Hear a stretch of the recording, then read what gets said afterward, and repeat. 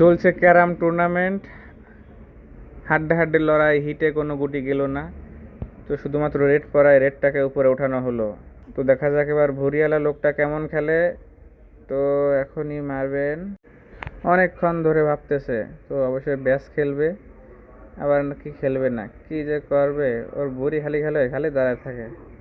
এই ব্যাস খেলেছে রে, আবার সাবি করে 3টা সাদা সরিয়ে দিল পকেটের মুখ থেকে। আবার ওয়েট করতেছে, যেহেতু টুর্নামেন্ট সেহেতু অনেক দেরি করে খেলতে হয়। এখন আলতো টাচ করে খেললেন, ও পকেটে গুটি চলে গেল।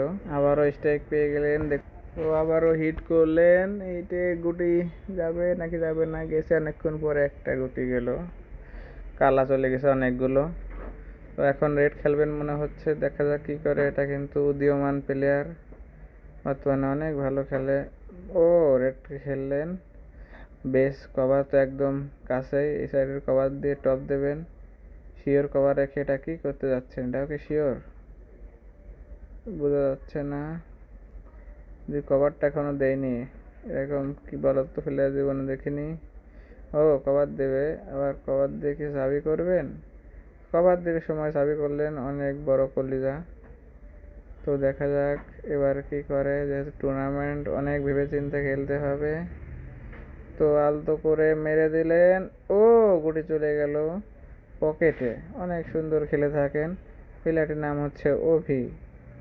অভি শুনছো? শ্রুতি বলছি। দেখা যাক শ্রুতিকে বলাতে পারবেন কিনা। অনেক সুন্দর, গুটি লেগে গেছে, ফাইন ফাইন ফাইন, হালকা ছোঁয়া লাগলেই ফাইন।